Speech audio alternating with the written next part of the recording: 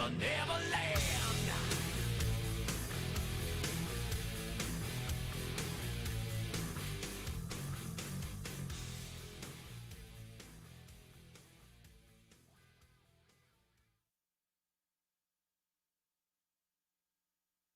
Ladies and gentlemen, please welcome to the stage Miss Madison's Team 2024, Natalie Pop, to sing our national anthem.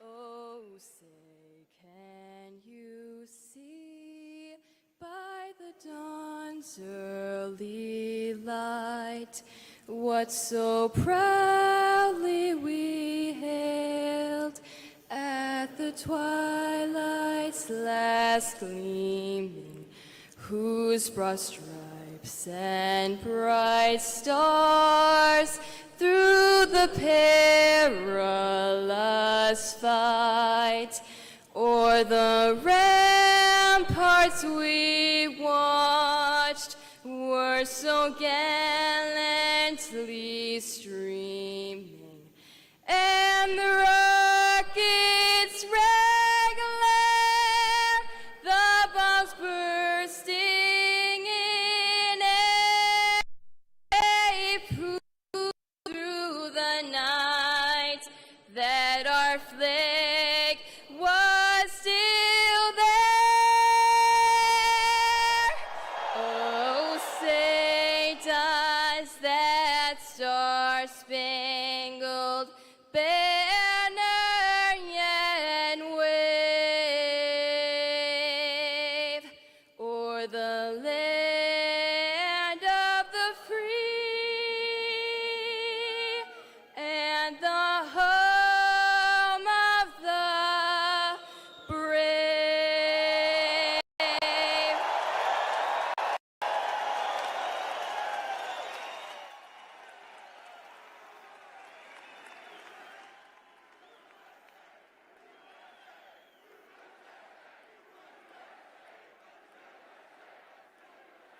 Ladies and gentlemen, please welcome to the stage four-term Congresswoman from Hawaii's 2nd District and Lieutenant Colonel in the United States Army Reserve, Tulsi Gabbard.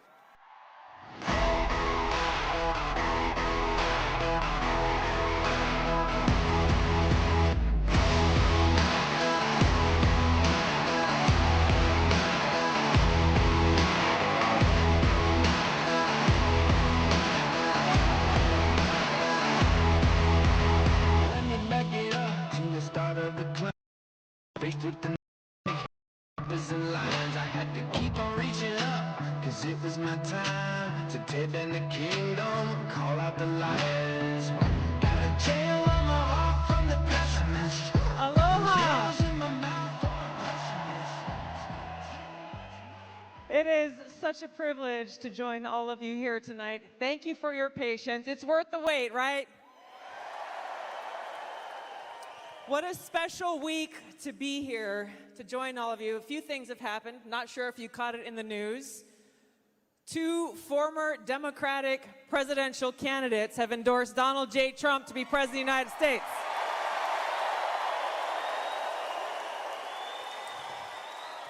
You might have heard of a guy named Bobby Kennedy Jr. And I was really proud to stand with President Trump just this past Monday to announce my endorsement and support for him in front of thousands of my National Guard soldiers and airmen, fellow soldiers and airmen.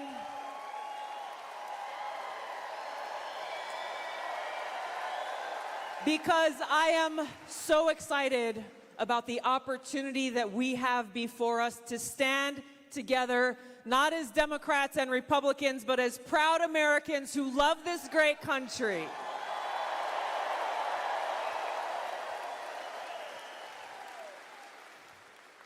There's a lot of work to be done. The stakes could not be higher than they are right now. President Trump is going to talk about, and we'll have a conversation about why these stakes are so high and how he and he alone is the candidate to lead us toward that path of peace, prosperity, and freedom. Join me in welcoming the next President of the United States, President Donald J. Trump. And I'm proud to be Let's go, let him hear it. where at least I know I'm free. And I won't forget the men who died, who gave that right to me. And I gladly stand up next to you and remember still today. 'Cause there ain't no doubt I love this land. God bless the USA.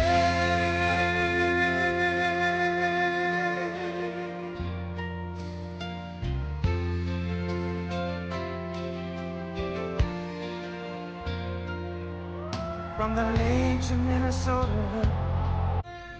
God bless the USA.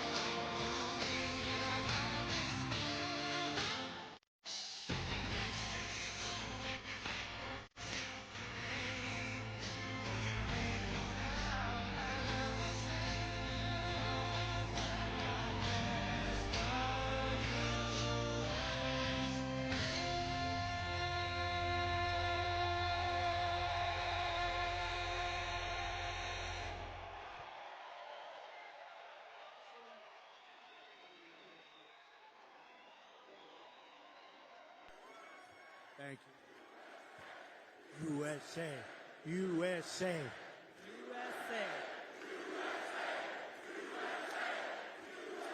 We love our country. We love our country, don't we? It's amazing.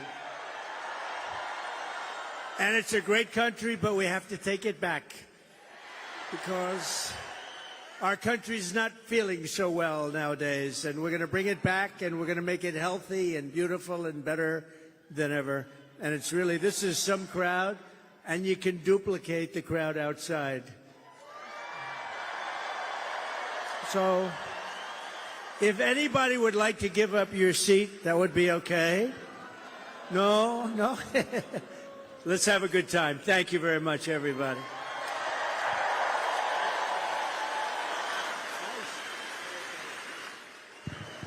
That song gets me fired up every It's so time. great. Lee Greenwood is so great. Great guy, too.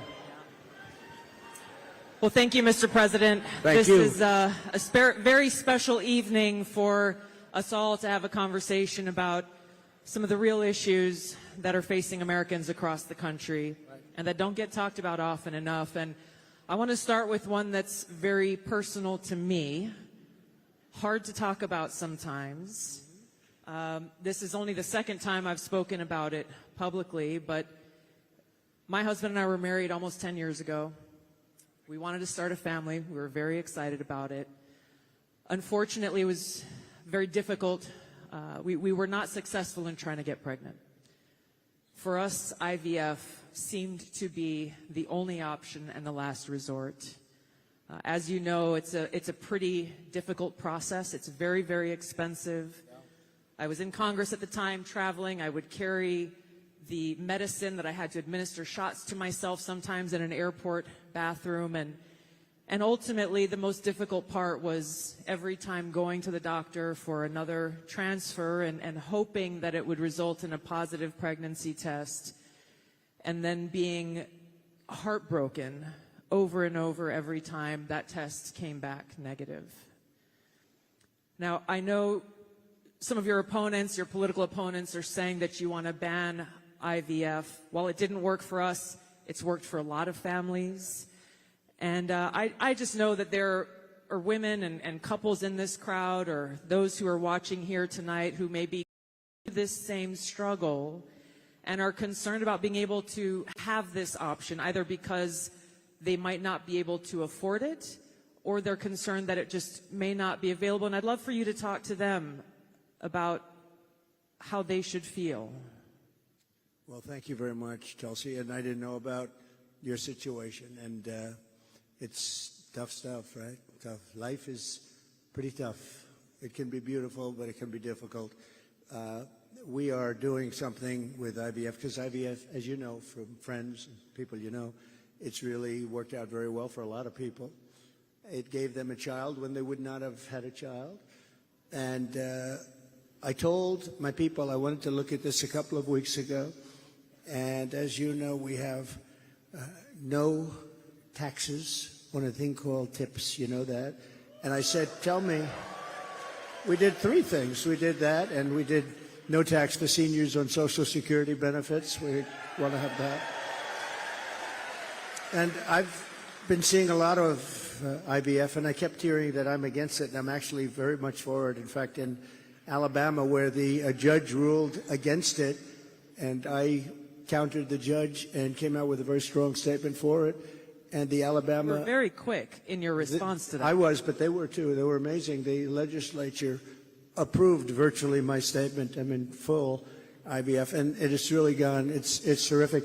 And I said, so with the tips and with the Social Security, the no taxes on Social Security, I said, maybe for IVF, and I've been looking at it, and what we're going to do is for people that are using IVF, which is fertilization, the government is going to pay for it, or we're going to get or mandate your insurance company to pay for it, which is going to be great. We're going to do that. I can't tell you how life-changing that would be for so many families, because it costs a lot of money. A lot of people go into debt just for the hope of being able to start their own family. Well, it's big, and you know what? We want to produce babies in this country, right? We want to produce babies. So I think it's going to be something we sort of announced it a little bit. We were in a great place, Michigan. We all love Michigan, right? We're going to bring back the car industry, and we're going to get a lot of it back to Michigan. They've been taking our cars away. They've been taking our manufacturing away over years, over decades. And if you look at it today, it's a shell of what it was years ago, but we're going to bring it back. Mexico is right now building massive car factories, actually being financed and built by China, and they think they're going to sell their cars back into our country. It's not going to happen. That's not going to happen. Oh, listen to that. That is not going to happen. But so many things have gone wrong in the car industry. The union leadership has been horrible. I think I'm going to win by 85%, the union, but because we're bringing it back. And we're going to have electric cars, but we're going to have gasoline-powered cars, and we're going to have hybrids. We're going to have every kind of car. We're not going with just that. But I just felt that it would be a good place to announce it, and we did sort of the announcement there a little bit, and now we do the big announcement tonight in front of all of these television stations, all of the fake news, you know, they're all over the place. They're all over the place. I don't know what's going on. We don't even know, I was saying, because we're doing this, and I finished, and I figured I was going to come here, and we're going to make a speech. I had a speech all set for you. I was ready. They said, sir, you're actually doing a town hall. I said, oh, nobody told me that. I said, who's doing it? They said, Tulsi. I said, well, that's at least good news. I've been a fan of hers for a long time, I have to tell you. So I didn't even know. I'm in the plane, and I'm looking over some material, and we're going to give you a hell of a speech tonight. We were set to give you one hell of a speech. They said, no, sir, it's a town hall. I said, why doesn't somebody tell me this stuff? And I don't even have any idea who we're doing it for. I don't know. Is it for a network or what? I see a lot of television all over the place, so maybe it's on all of them. But I did get to see the strangest thing today. I looked at the news conference of Kamala. I call her Comrade. Comrade Kamala. Comrade Kamala. She's you know that. She's a Marxist. Her father was a Marxist before her, so she was brought up in the family tradition, and she really is, and this country is not ready for a Marxist. We don't want a Marxist as a president, and she destroyed San Francisco, she destroyed California, and we're not going to let it destroy our country. I'll tell you, it's not going to happen. So, but just to finish, so for some reason she doesn't want to talk to anybody. So she's either not the smartest light in the ceiling. I'm trying to be nice here. I want to be. They say, be nice, sir, be nice. You know, it's hard to be nice when somebody is destroying your country and wants to destroy your country. It's hard to be like nice. But she is, she was a terrible vice president. She was a terrible border czar, worst in history probably, not just in this country. But millions and millions of people, I say 20 million plus, have poured through the border during their term. I had the safest border in the history of our country. They have the most unsafe border in the history of the world. And they're coming through, and many of them are from prisons and jails. There's a slight difference, as you know, prisons and jails. Many are from mental institutions and insane asylums, and many are terrorists. And they're pouring into our country at a level. I don't know if you saw the news today, Tulsi. They had a group of, a lot of them, Venezuelan people with lots of machine guns taking over a building someplace. I'm looking, I'm saying, where is that? They went in and they took over a building. This is just the beginning. They're taking their criminals from all over the world, not just South America, not just Venezuela, which you've been reading about, all over the world. They're taking their criminals and they're dumping them into the United States. Kamala is allowing it to happen. And they actually want to give them papers. They want to make them citizens, and they want to give them your Social Security. They want to give them your Medicare, and your Social Security will collapse under her. I'm the one that's going to protect the Social Security. But they're coming. I will totally protect, as I did for 4 years. And there was no age increase. There was no anything. We're going to protect. You know, they destroy you with inflation, and then they want to do Social Security, so it's not going to happen. But this is going to be the most important election in the history of our country. So I just want to say that it's an honor to be with you tonight. It's a forum that's very different because I have no idea who the hell is broadcasting it. But all we'll do is we'll talk because we're friends. I love this state. I gave them Marinette. We gave them a very big... You know, Tulsi, we have a ship contract, and as you know, we gave Marinette yards, but we gave them a tremendous contract. They wanted it all over the country. I said, we're going to get it for Wisconsin, and it's a big one, and they're doing a great job, I understand. So we got that, and we're going to have a good time tonight. So let's go. Mr. President, you talked about immigration. We actually have Amber here who's quite concerned about that, and she's got a question for you. Mr. President, hello. My name is Amber, and I'm from Cameron, Wisconsin. I have 3 beautiful children, and I'm torn on who to support. My youngest daughter is here tonight. My oldest son is 18, and he just started trade school this week. Very proud of him.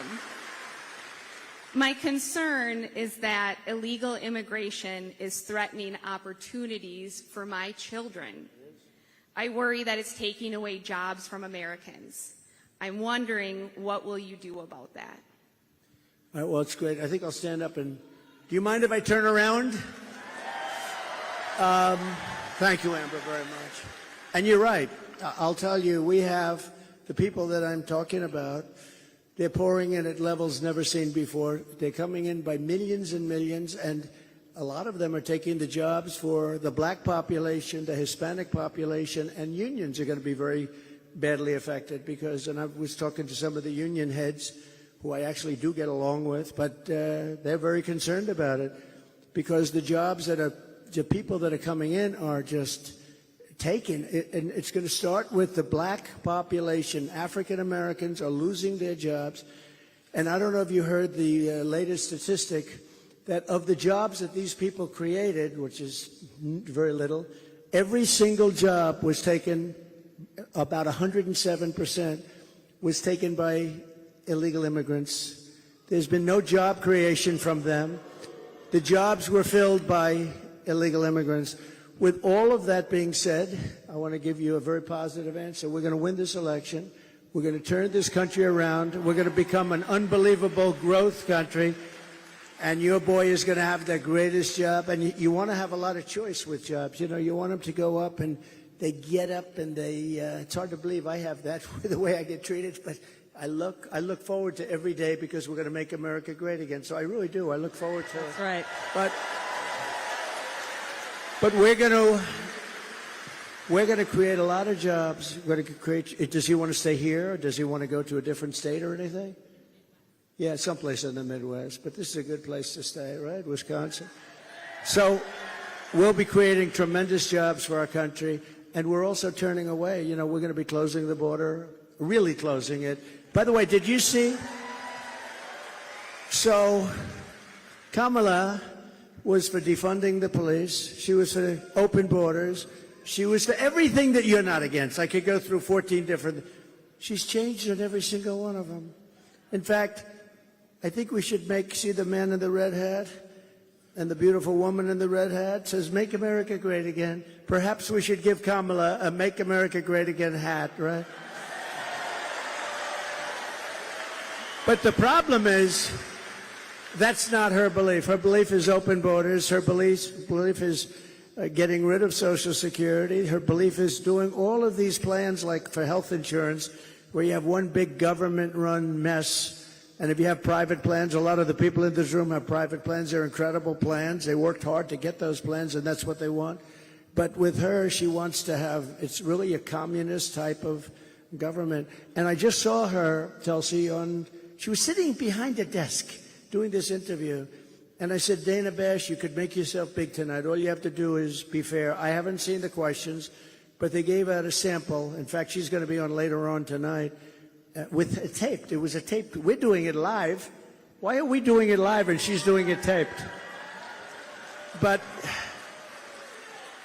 that's right. He's real. But she was sitting behind that desk, this massive desk, and she didn't look like a leader to me, I'll be honest. I don't see her negotiating with President Xi of China. I don't see her with Kim Jong-un like we did with Kim Jong-un. So we're going to have to see what happens. I'll tell you what, November 5th is going to be the most important day in the history of this country. Go big. Mr. President, there are a lot of people who want to feel hopeful about our future. I want to introduce you to Luke, who is one of those people. Hi. Hello, Mr. President. Good-looking guy. Thank you. My name is Luke Pulaski, and I'm a junior here at the University of Wisconsin-La Crosse. I'll be voting for the first time in November, and I'm researching each candidate. I have two questions for you. First, as I've been living on my own and buying my own gas and groceries, I have noticed that everything has become more expensive. For me personally, I try to eat healthy and stay lean. A pound of meat has gone from $4 to almost $7. I also would like to buy a home someday, but that seems just impossible now. What's your plan to make life more affordable and bring down inflation for someone like me? Very good. Thank you. Good. It's probably the question I get most. You know, they say you're going to vote with your stomach. I don't know if you've heard it, but it's a little bit true. And groceries, food has gone up at levels that nobody's ever seen before. We've never seen anything like it, 50, 60, 70%. You take a look at bacon and some of these products, and some people don't eat bacon anymore. And we are going to get the energy prices down. When we get energy down, you know, this was caused by their horrible energy wind. They want wind all over the place. But when it doesn't blow, we have a little problem. This was caused by energy. This was really caused by energy and also their unbelievable spending. They're spending us out of wealth, actually. They're taking our wealth away. But it was caused by energy. And what they've done is they started cutting way back. We were in third place. When I left, we were by far in first place, beating Russia, beating Saudi Arabia. And we were going to dominate to a level that we've never seen before. And then we had a bad election. I'll be very nice. I'm supposed to be nice when I talk about the election, because everybody's afraid to talk about, oh, please, sir, don't talk about the election, please. You know, if you can't talk about a bad election, you really don't have a democracy if you think about it, right?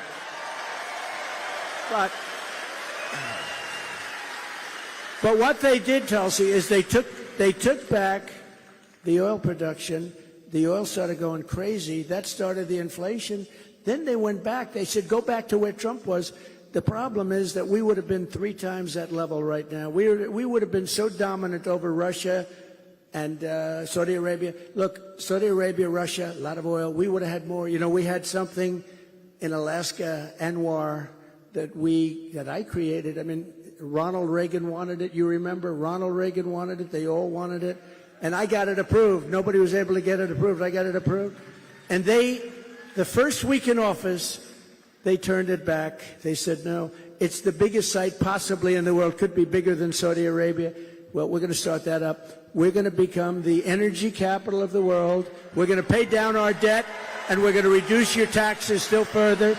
And your groceries are going to come tumbling down, and your interest rates are going to be tumbling down. And then you're going to go out, you're going to buy a beautiful house, okay? You're going to buy a beautiful house. That's called the American dream. The American dream. Thank you.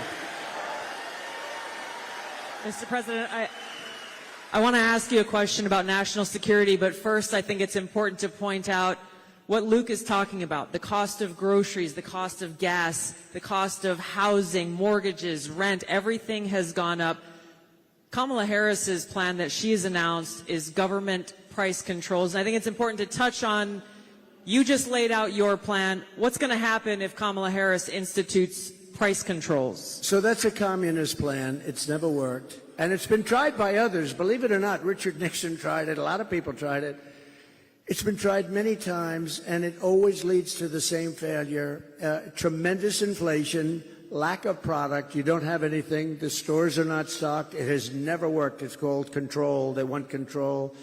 And, you know, look, it's been so often. And everybody that comes in, they say it. It sort of sounds great. We're going to go price control. Actually, when she announced it, she got absolutely slaughtered by even Democrats because it doesn't work. It's a known loser. So now she doesn't talk about it. Do you notice she doesn't talk about climate change anymore? She's not talking about it. You know why? Because people don't want to hear it. They want to live a good life. They want to live a life. They don't want to stop your industry with climate change. They used to call it different things, global warming. Remember? That wasn't working because it was getting a little bit cooler. So they said, what are we going to do? We'll call it global cooling. No. So they came up with the words climate change, because that takes care of everything. Climate change. The climate's changing. To them, we're all going to be gone in about, what do we have, 3 years left? They had 12 years, remember? So in about 3 years, let me tell you, we do have a problem, though. It's climate change, but a different kind of climate change. It's called nuclear global warming. We can say that's global warming. And if we don't have a smart president, you know, you have 5 nations now with pretty massive nuclear power. Some have very massive, including us and Russia. China's behind, way behind, but within 4 or 5 years they'll catch up, and we don't want them to catch up. Look, the biggest problem, in my opinion, the biggest problem our country has, the biggest problem the world has, is nuclear weapons. They are a destructive force, the likes of which nobody has ever seen before, and we have to make sure they're never used. We have to make sure it's not going to happen. You're exactly right. You brought up Ronald Reagan already. Ronald Reagan famously said, "A nuclear war can never be won and should never be fought." And I think it's interesting you talked about climate change, Mr. President. The Democrats and Kamala Harris, they were quick to talk about how climate change is an existential threat. But what they're not talking about is the existential threat of nuclear war and World War III, which is exactly where we sit today because of the warmongers and their puppets, Joe Biden and Kamala Harris. And they don't want to talk about it because the consequence of where they have taken all of us as the American people and the world is economic hardship around the world, a destruction of our economic well-being, and an annihilation of humanity, our families, our kids, our communities around the world. There's a recent poll that YouGov did that pointed out over 60% of Americans feel that World War III and nuclear war is going to happen within 5 to 10 years. And when I heard that, I felt so sad because they're at a point where they feel like this outcome, the annihilation of the world, is inevitable. So I wanted to ask you about this because it's important that people understand what kind of leadership you bring, what you will do to stop this slide towards nuclear war and World War III so that we can feel hopeful again. Well, thank you. So, Viktor Orban, a very strong leader from Hungary, Prime Minister of Hungary, they asked him recently about what's the problem in the world. A few years ago, during my time, we didn't have Israel being attacked. We didn't have Russia attacking Ukraine. And they asked him, why is it so bad now? The Middle East is on fire. So many places are on fire, and there are plenty places that could very well and very quickly catch on. What's the problem? He said, you have to bring Trump back as president of the United States. You will have no problem. He single-handedly kept things, and it's true. And I could do it with telephone calls by being smart. But literally, he said, you have to bring Trump back. Now, he used a term I wouldn't use. He said everybody was afraid of Trump. You know who was afraid of Trump? They said China was afraid of Trump. Russia was afraid of Trump. They were all, and I don't want to say that. I will say this. They respected me and they respected our nation. They don't respect our nation anymore. They don't respect our nation anymore. Think of it. What would the world be like if Russia didn't do what they did, and they would have never done it? I used to speak to Putin about it. I had a very good relationship. No chance. You know what happened, I think, Afghanistan, when he saw the horrible leadership that we displayed in Afghanistan, I think he said, wow, this is a time to go in, because I wasn't there. He would have never done it if I was president, and Israel would have never been attacked. Think of it. What would this world be like? You wouldn't have had that disaster. And it wasn't leaving Afghanistan. And they should have kept Bagram. That's the big air base. It's 1 hour away from where China makes its nuclear weapons. They didn't keep it. You know who occupies it now, Tulsi? China occupies it. So we have, if you have the right president, and we don't right now, do we even have a president? He just came in. Think of it. He just came in from wherever the hell he went. You know, there was a coup. He just doesn't know it yet. But there was a coup. How about that? He got 14. I'm not a fan of his. He was the worst president. But, You're not? But think of this. He got 14 million votes. She was the first one to leave, you know. Kamala was the first one to quit. She never made it to the first state in the primaries, which was Iowa. Never even came close. Other people did, but she never even came close. And all of a sudden, she was picked. And she's now running for president. And look, it just started, really. It just really started. The polls have us up here. We're up in this state. We're up in states, but it's close. It's close. It's close. And, you know, they cheat like hell, so we don't want to have it too close. But we have, because we have to win this. We're not going to have a country. But with him, I was so far up. We had a thing called, how did he do in the debate? Did you think he did well? Not too good? No, they wanted to have a debate. I said, okay, it's a little bit early, isn't it? I was trying to talk them out. I said, well, it's a little early for a debate, right? And they said, well, I think we'd like to do it. And that was not a good debate for them. That was not a good debate. So that was the beginning of the end for him. And they started looking. But they picked a woman that had absolutely no votes. She got no votes. And now she's running. So when you say threat to democracy, they are a threat to democracy. I'm not a threat to democracy. I'm not a threat. Thank you. Mr. President, crime and the rise of crime is on the minds of a lot of people. I want to call on Danielle here, who has a question for you. Hi, Daniel.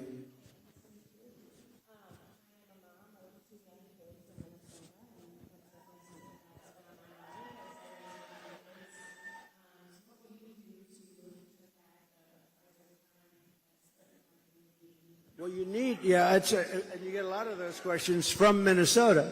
But you get a lot of those questions because Minnesota, I mean, they picked this guy.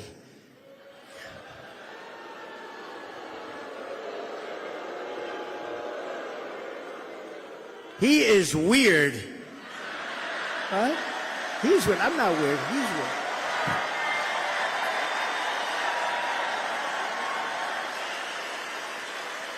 No, he's a weird guy. He's a weird dude. You know, see, they come up with sound bites. They always have sound bites. And one of the things is that J.D. and I are weird. That guy is so straight. J.D. is he's doing a great job, smart, top student, great guy. And he's not weird, and I'm not weird. I mean, we're a lot of things. We're not weird, I will tell you. But that guy is weird, don't you think? You know, he signed for, and this is, who would think that this is even happening in our country with men playing in women's sports and all of this, but he has it at a level that nobody can believe. A bill that every boy's bathroom will have tampons, okay? Hence his name, Tampon Tim. But think of it. Think of it. And you know, on the question of abortion, he is the one, abortion in the 9th month. And if the baby in Minnesota, and I'd love to win Minnesota because those people aren't digging this guy. They're not digging this guy. But think of this. 6 states, Minnesota's one of them. If the baby is born, you're allowed to execute the baby think of that, after birth in Minnesota, you're allowed to execute. And you remember the former governor, not the current governor, who's terrific, Len Youngkin. We're going to win maybe with Virginia. We could do that. But the former governor, and he said, you sit the mother down and the father down. You sit them down and you talk. And the baby is born and you make a decision what to do. He meant, do you execute the baby after birth? And according to what they have passed and legislation, in Minnesota, they're allowed to execute the baby after birth. And this guy is a participant. And that's why she picked him, because she is, in fact, a Marxist/communist. Remember, I'd say all the time, our country will never be socialist, right? We will not have a socialist. Well, I was right. We skipped socialism. We went to communism. This woman has to be stopped. Mr. President, we have time for one final question. I don't know if we can get a mic to Bernardo. He's got an important question, given very soon we will be honoring the anniversary of September 11th and all of the lives that were lost on that tragic day and that tragic attack where we were attacked by radical Islamist terrorists. And Bernardo wanted to share his thoughts and had a question for you on this. Thank you. Mr. President, my name is Bernardo. I'm a voter here in Wisconsin, live in the wonderful La Crosse County here, and I'm also a father of 8. I have 7 here with me.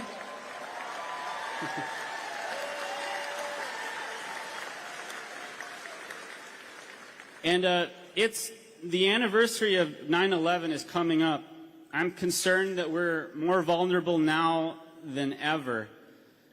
And we have a Democrat nominee who doesn't even want to say the words, says we shouldn't say the words, radical Islamic terror. How are we going to protect America from a terrorist attack? First of all, it's a great question. And, you know, we have radical Islamists pouring into our country along with everybody else right now. They're coming in at levels that nobody's ever seen before. We kept them out. We had 1 year where Border Patrol put down, it was, I believe, 2019, where they, and I don't believe this, I don't believe it's right, but I'll take it. They said 0 came in 20, that was my term, 0. Now we have thousands. I'd like to say that was true. It's probably not, because I can't imagine that. But we were very tough on that. Now they have thousands and thousands coming in, along with the prisoners and along with the crime. And remember, a lot of these countries like Venezuela, their crime is way down because they've moved their criminals into our country. It's not even believable. But your question on Islamists and all of the jihad and all of the things that they talk about, they have to respect your country. They have to respect your leader. You know, I had no radical Islam crime for 4 years, and I didn't want to talk about it. I wanted to, I talked about it after, but I didn't want to talk about it during. I don't want to say like, I had absolutely, and the next day you get hit. But we had none, 4 years of it, because they respected your president, they respected your country, and they have to, we have to bring back that level of respect, and we're going to do it, we're going to do it. And we're not letting the wrong people into our country. Okay, thank you very much. Great question. Thank you, Mr. President. I know you have run out of time here, but thank you for having this conversation with the people of Wisconsin and people across the country who are watching and concerned about these very same issues. Thank you, Mr. President. Thank you everyone much for being here. Thank you, everybody. Vote. Vote.